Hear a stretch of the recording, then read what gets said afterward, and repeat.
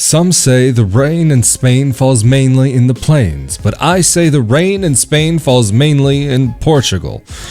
And that's why this week I'm going to talk about some other options of other places to consider around Europe other than Portugal. Roll that intro. Hello there, I'm Rafael de Furia. Welcome back to another episode of Not Your Average Globetrotter. This week I wanted to talk about some places that you might want to consider around the European Union. Why? Because there are many people who come to Portugal, move to Portugal, and get very disappointed by what they find here. And also, there are many people when considering a move to Portugal that think about other locations as well. Some of the more popular ones that I hear about from people who've actually moved to Portugal are between Spain, Italy, and Portugal. It's either like Spain or Portugal or Italy. One of those two seem to be kind of a common thread amongst a lot of people that I meet.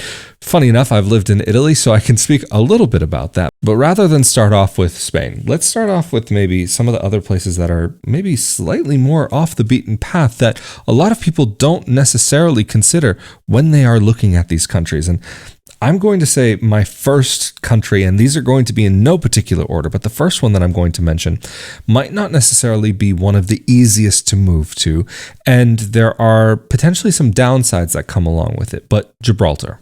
The reason why I say Gibraltar is because it can have really amazing weather. It's in an amazing part of the world. And the people in Gibraltar are some of the sweetest people that I have ever met in my whole life. Again, like in Portugal, I can say that some of the people that I've met there have been very helpful and warm and welcoming towards outsiders. I remember one time very, very vividly that I was standing in the middle of one of the streets there in the city. It wasn't exactly the high tourist season, but it wasn't the off season either. It was kind of like somewhere in between. And I was standing there. This was in the days when you would stand out with a big, large paper map. And I was looking, okay, how do you get to this place and go around? And then this older gentleman comes up to me and says, "Hey, are you needing some help to find something?" And at first he said it in Spanish, and then he switched to English when he realized that actually back then my Spanish wasn't that great. My Spanish is still not that great, but now I can get by. Then I really couldn't. But then I told him where I was trying to go, and he said, "Oh, not a problem at all. You know what? I'll walk you there." I was like, "What do you mean you walk me there? It's like a 10-minute walk away." He explained to me how to get. It's like, "No, it's totally fine. I'll go with you." And both in Gibraltar and out of Gibraltar, I've had the pleasure of meeting a number of Gibraltarians, and they are definitely a fun bunch. And it's really such a unique place because some of us who grew up in the States may be familiar with Spanglish, and they do have Spanglish in Gibraltar that they speak, but it's a bit different. It's a mix between Andalusian and British English. And so you get these kind of funny sentence structures, how they're put together, like kind of informal words might be more in Spanish, but then a little bit more formal will be in English, and kind of mixing and floating between the two languages. As somebody who did grow up in areas where they did speak Spanglish, it was really cool to be able to hear a completely different form of not the language, but this combination of languages coming together in a very unique and very different way. You feel like you're in Spain, but at the same time, you know you're very much in Great Britain. A little bit of Britain in the sun. I will not say that it is one of the lowest cost areas where you can move to. And again, moving there to get a visa, it's not necessarily the easiest. But if you are looking for a smaller city that's on the ocean, it's definitely a place that's worthwhile considering, especially if you are an English speaker. You might need a little bit of Spanish there, but it's not going to be completely mandatory that you're fluent in the language. I would say that's going to be one of the few countries that you can probably move to and really get away with just speaking English there. And yes, even though they do speak both there. And before I get on to Spain and Italy, another place that I do want to quickly talk about is Croatia. If we're talking about places that maybe you're thinking about Portugal and you're thinking about some of the lower cost aspects that have to do with why people are interested in the country that maybe aren't quite existing anymore, although we're starting to see prices drop off, Croatia might be one of those places where you can get some of those similar aspects of life, at least smaller towns, a little bit slower pace, living life by the sea, although living on the sea versus like the whole ocean, bit of a difference there. And then of course, seafood, kind of another thing shared between the two countries. But yeah, it was a place that I visited that I can say that I really had a great time in the very short amount of time down in Dubrovnik when I was there years ago. And of course, there's some interesting history, somewhat recent history as well, that's maybe not some of the brightest, but people from there I found also to be quite friendly and quite helpful. I don't know how it is now, but when I was there, it was a location that was maybe a little bit less English speaking friendly. Not that you absolutely couldn't, but it wasn't quite the place where you go specifically if you are wanting to live and only speak English. If you're going to a place like Croatia, of course, picking up some of the language will be necessary. It's an interesting language, and you can hear some kind of the cross between some of the Eastern languages and maybe Latin and even a little bit of Italian. And you can also see that when it comes to the cuisine, the people, and the culture, the people and culture. I guess you could say the same thing there. But this would be another country that I personally would take a look at if I were looking for an alternative to Portugal. Of course, another low-cost alternative, which maybe doesn't have so much by the sea, but still does have beaches, would be Romania. And I realize that might not be one of the top tourist locations. However, when we're talking about cost of living, I mean, even living in Bucharest, we're talking about cost of living that makes Portugal sometimes seem a little bit expensive. I mean, okay, there are parts of Portugal that have become very expensive now. So I guess that might not be such a grand feat to attempt to accomplish, but it will be a country that is going to be maybe a little bit more for somebody who's a little bit of a more experienced expat and kind of has a little bit more of an inkling of what life in another can be like. And just a personal opinion here, it might not necessarily be the best place for a first-time expat who's never lived abroad before, but it's not to say that you shouldn't move there if it's your first place that you're thinking about moving to and you've never lived abroad before. There could be some really wonderful aspects of life that you might be able to enjoy there, and there are going to be also some country life aspects of living that you could really get into. Or you could be in the middle of a European city and have access to kind of bigger city amenities. It's still not going to be maybe the same as some of the Central European nations, but I would say, especially if you are looking at Portugal, based on cost of living, it's going to be a country that could offer a much better cost of living than Portugal might be able to, at least at this point in time. Another country that might be worth considering for those who are thinking about life at sea and life just enjoying the beautiful Mediterranean could be Malta. And I'm going to lump in Cyprus here a little bit because there are some aspects of both that are, of course, very completely different from one another, but these are going to be places where not necessarily the cost of living is going to be so low or so much lower, maybe lower in Cyprus, depending on where you are, rather than Malta. But these are going to be some places where you might be able to get out and have some more fun in the sun, and some more beach time, getting out on the water into the Mediterranean.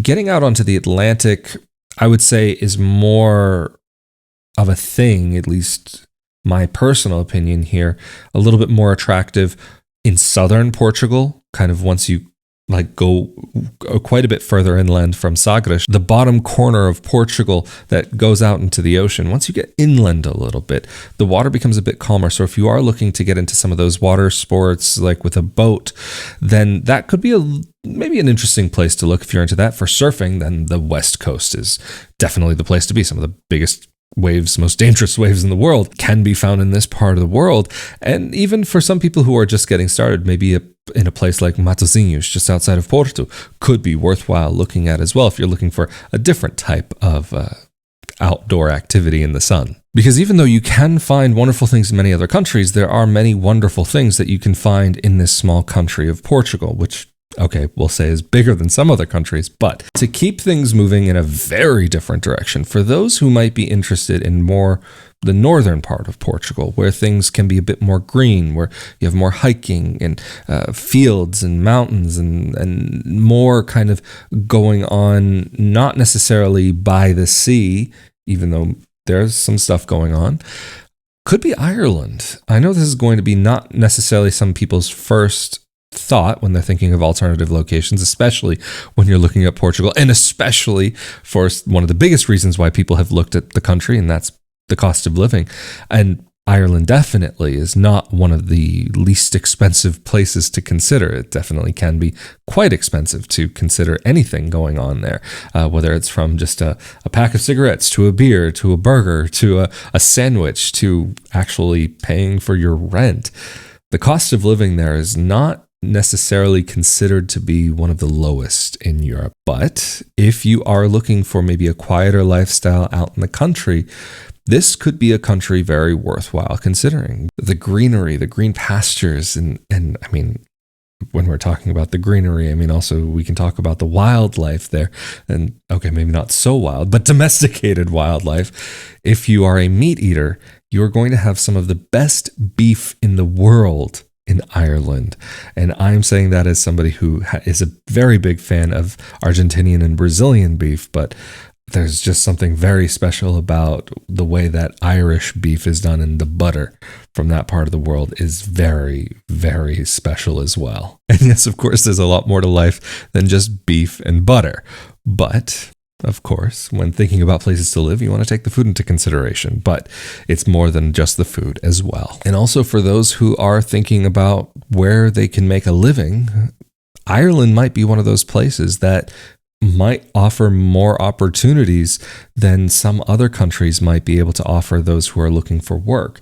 I mean, even if you're not necessarily just looking for work, but you're wanting to build a business, there are a lot of companies in Europe that decide to at least base themselves in the EU part of Ireland, not the Great Britain part of Ireland.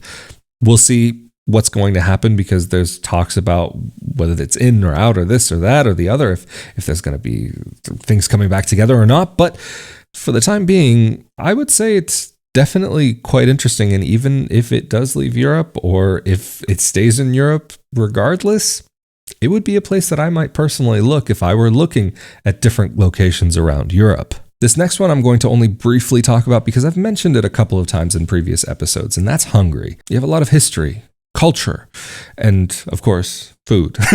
Of course, for those of you who've been watching or listening to Not Your Average Globetrotter for a while, this shouldn't be any kind of surprise that food is a top priority and will be often mentioned in these episodes. And of course, it's going to be another country with a lot of greenery. I mean, even if we're talking about as well agriculture, it's a huge wheat producer. And so these are things that are worthwhile taking a look at. Of course, it wouldn't be perfect for everybody, but there are going to be those who it could be very well suited to, and especially a place like Budapest has a lot to offer.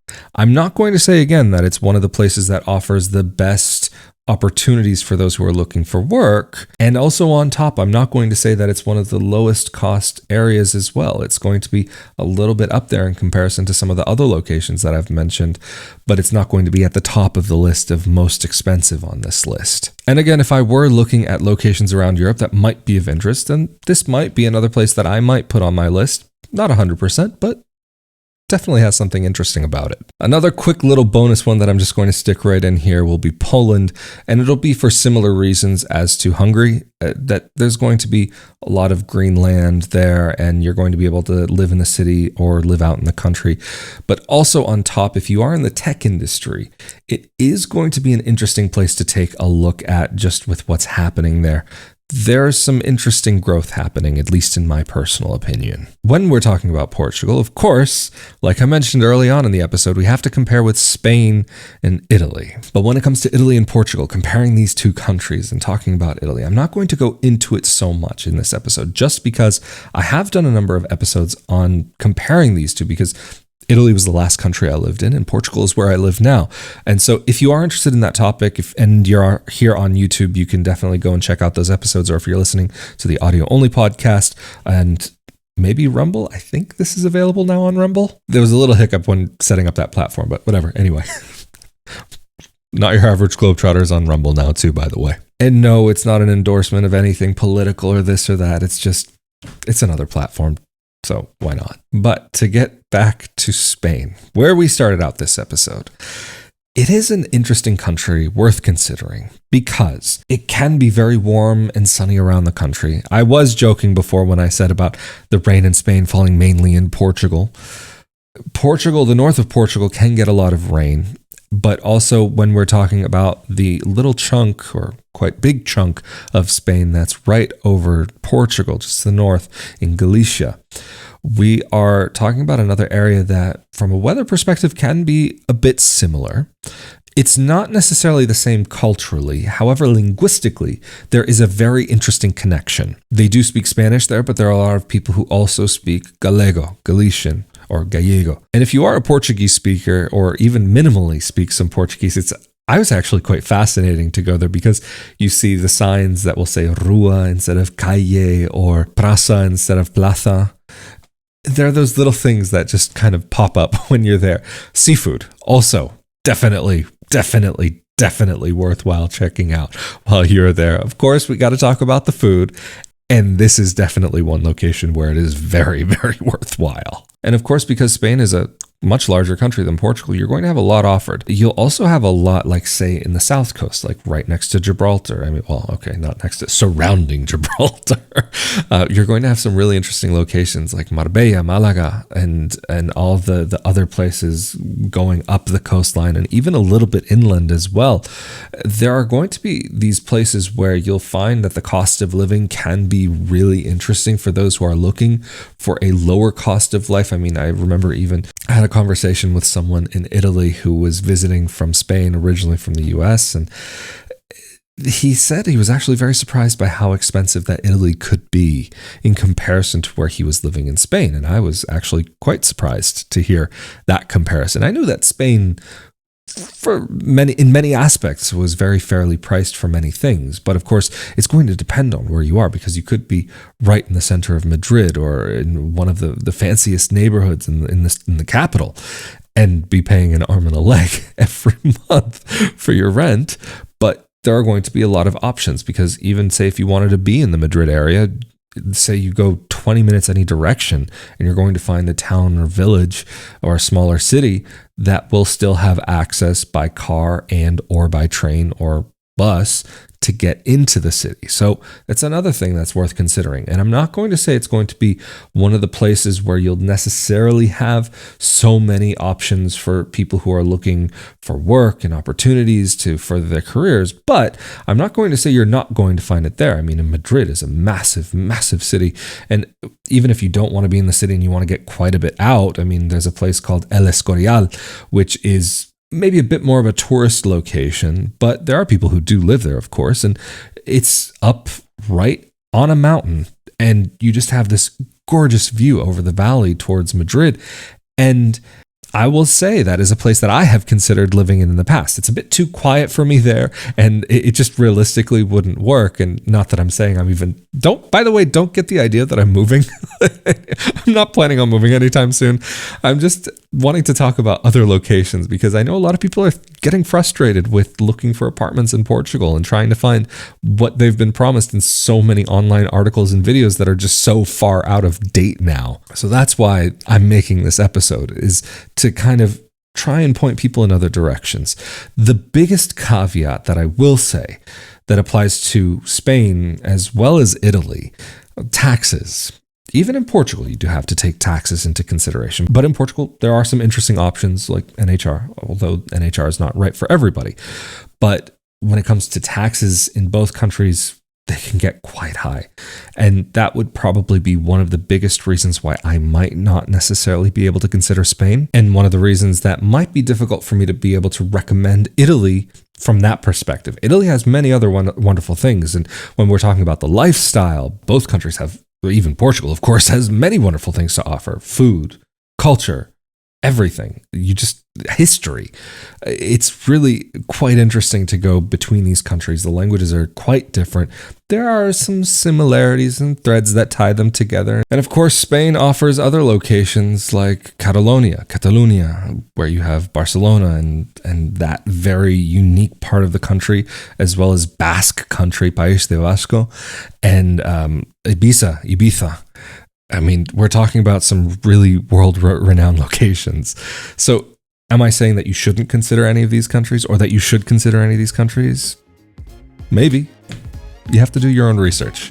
So this is where I'm going to end off this episode and say thank you for joining me for another episode of Not Your Average Globetrotter. Especially a thank you to those of you who helped to make these episodes possible through Patreon, the one-time support through the thanks button here on YouTube, as well as through rafaeldefuria.com/support. Thank you all so very much for helping to make this project possible and continue to be possible. Of course, I'm Rafael de Furia. Stay safe and healthy out there. Thank you for joining me for another episode of Not Your Average Globetrotter, and I'll see y'all next time. Later.